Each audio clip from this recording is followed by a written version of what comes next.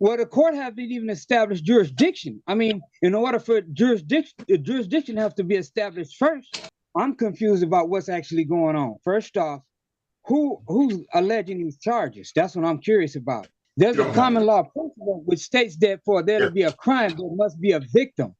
Corpus delicti. The state cannot be the injured party. And in the absence of a victim, there can be no crime. I'm going to hold Mr. Garner in contempt of court. He is directly violating the court's order. All right, guys, this judge completely snaps at this smug sovereign citizen, and it's honestly hilarious. This guy's in court for 17 charges. Yeah, 17.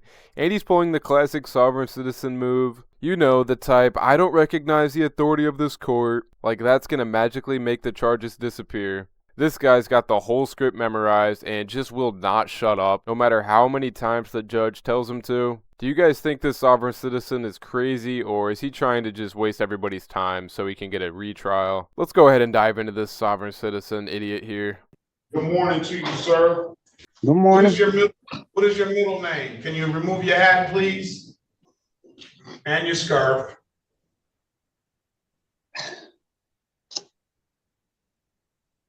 What is your middle name, Mr. Garner? Errol. Earl? No. Mr. Garner, do you want to offer on these or do you want to go to trial? I would like to know what the charges are. Okay. This is the city of Detroit versus James Earl Garner. Case number SP 11000435, counts 1, 2, and 3. SP 11695. Those are driving license expired, misdemeanor, no insurance, insurance misdemeanor. Thank you. And an improper plate misdemeanor. All of them punishable by maximum possible penalty of 93 days in jail and or $500 in fines. SP 1169507, counts 1 and counts 2, expired license and no insurance misdemeanor, both punishable by 93 days in jail and or $500 in fines. SP 1169521, same improper plates, same punishment, $500 in 93 days in jail and or $500 in fines, maximum possible penalty. SP 1223079, driver license suspended. SP 1273761, SP 1292751. 3 of those tickets are all punishable by 93 days in jail and or $500 in fines. SP 1547006, counts 1, counts 2, and counts 3. Those are civil infractions. SP 1547407, counts 1 and counts 2. Count 1 being a driver license suspended repeat offender. This one is in warrant status, probably an old case that he didn't pay. SP 800104, counts 1 and counts 2. 1 being an unregistered untitled. He owes $1,194 on that. And SP and count 2 of that is a drove while license improper. It looks like he has a $114 fine on that. State of Michigan versus James Earl Garner, case number SX 36268561. That is a drove while license expired. And that will be $500 maximum possible penalty, 93 days in jail and or $500 in fines. Appearance for the record, please. Sherika Harris on behalf of Mr. Garner. Mr. Garner, please state your name for the record. First off, I do have a couple. You got to state your name first. You got to state your name first. No, Let's start there. Wait a minute, Ms. Harris. Wait a minute, Ms. Harris. I think Mr. Garner is going to represent himself. Am I correct, Mr. Garner? I'm representing myself in what? I mean, So this guy's got 17 charges and now he doesn't want a lawyer. Makes total sense, right? I'm seriously curious though. How do these sovereign citizens even end up thinking like this? Like, who's recruiting these people? Is there some underground meeting where they all learn to say, I don't consent to being governed, and just hope for the best? It's honestly wild because the law literally gives you the right to a lawyer. And this dude's like, nah, I got this. While standing in front of a judge who's clearly over this kind of stuff. But seriously, how do these people even find this kind of stuff? Like, are they just searching YouTube? Or maybe they stumble across my videos or something and they're like, yeah, this is totally gonna work. And just a newsflash for anybody who's thinking about becoming a sovereign citizen, don't even try it because honestly, I've never seen any of these people win a single court case. But let's go ahead and dive back in. I'm confused about what's actually going on. First off, who's alleging these charges? That's what I'm curious about. State of Michigan, City of Detroit. Okay, well, if that's the case, there's a common law principle which states that for there to be a crime, there must be a victim. Corpus delicti. The state cannot be the injured party. And in the absence of a victim, there can be no crime. We want to do withdrawing my name from the record on that one. Thank you. I know. How do you want to proceed, Mr. Garner? You set the matter.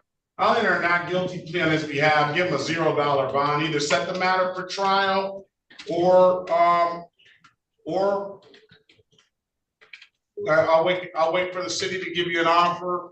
What do you want to do? Well, the court hasn't even established jurisdiction. I mean, in order for jurisdiction have to be established first, and there's no jurisdiction established. And once jurisdiction is challenged, that must be settled before charges can be brought. All right. Do you want to put that in a motion, sir? As far as I'm concerned, any and all charges must be dismissed because there is no complaining witness, and the state cannot be. I'm not gonna listen. If that's your motion, I'm gonna deny the motion. Okay. So all we're gonna do now, we're not gonna keep going back and forth. Either you take an offer or you set the matter for trial. Which one do you want? Respectfully, in order for this to continue, there must be a complaining witness, and the state cannot be a complaining witness. Now, if I'm entitled to a fair trial, the law states there must be a victim. I'm just requesting, who is the victim? Who did I injure? The citizens of the city of Detroit and the state of Michigan are the victims. The state cannot be a victim. And if that's the case, I said the citizens of the city of Detroit and the state of Michigan are the victims. If that's the case, Mr. Garner, can we just go into a breakout room and then maybe I can give you a little bit of advice to assist you with moving forward? Would you be agreeable to that? Sure. Okay, awesome.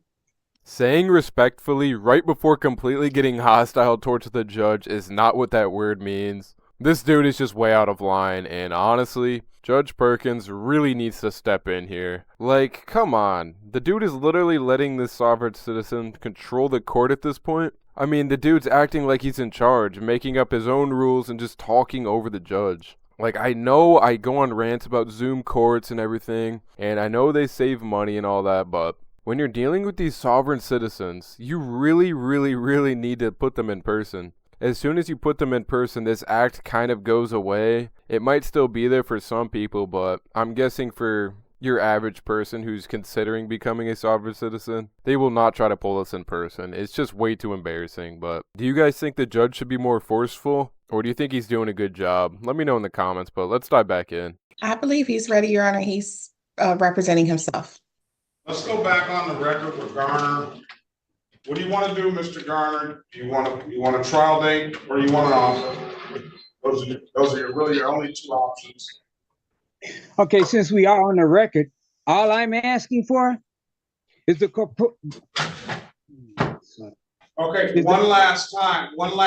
Now listen, here's how it's gonna go from this point on. If you don't answer the question that I asked specifically, then I'm gonna hold you in contempt of court and we're gonna move from that point on, right? So you're telling me, Mr. Garner, we're so not you're gonna telling have me a that the court is just going we're to not gonna violate have the a Constitution and the conversation. law? Stop, sir. Stop, sir. Now, that's the last time I'm gonna ask you to. On the law.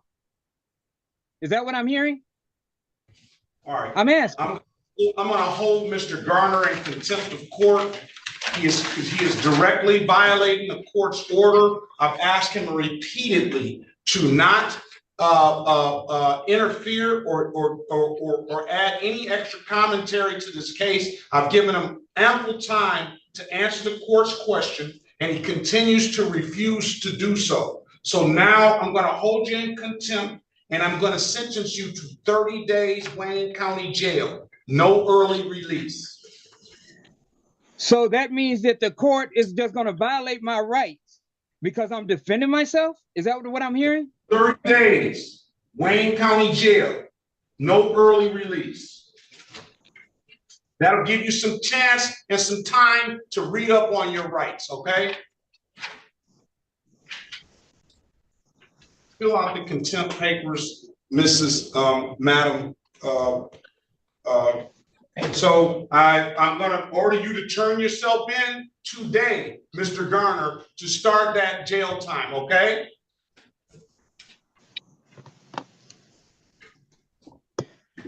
So I have a question.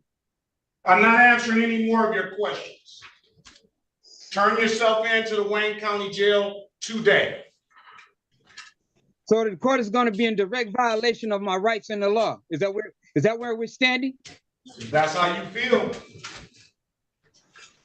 Have a good day, sir. That's more like it. I never really see Judge Perkins hand out contempt, so it was actually finally good to see him do that. Even though it was kind of past due, but I mean, the guy was straight up testing the limits, and he had it coming. Judge Perkins really did have to remind him how things work in the courtroom, and I don't blame him at all for doing that. This sovereign citizen is now claiming the judge violated his rights, which, let's be honest, is just the go-to move when they realize they've been backed into a corner. It's so funny how they always pull the rights violation card the second the judge claps back at them for not following court orders. Like, dude, you're the one making a scene. Don't blame the judge for your mess. It's just so wild how they think this stuff will fly, especially with how much legal knowledge they clearly don't have. I mean, the judge isn't here for your rant about sovereignty or whatever, and that's exactly why this guy's ending up where he is. I know a lot of people have different takes on these sovereign citizens, but like I said earlier in this video, it's just so hard to get where they're coming from. Like, who even taught them this stuff? And why are they still doing this? Like, it literally never works. So I really just don't get it at all. But let me know what you guys thought about this court hearing in the comments below. I'm going to wrap this one up here. Don't forget to like and subscribe if you guys want more content like this. I really appreciate it. And as always, thank you guys for watching. Take care.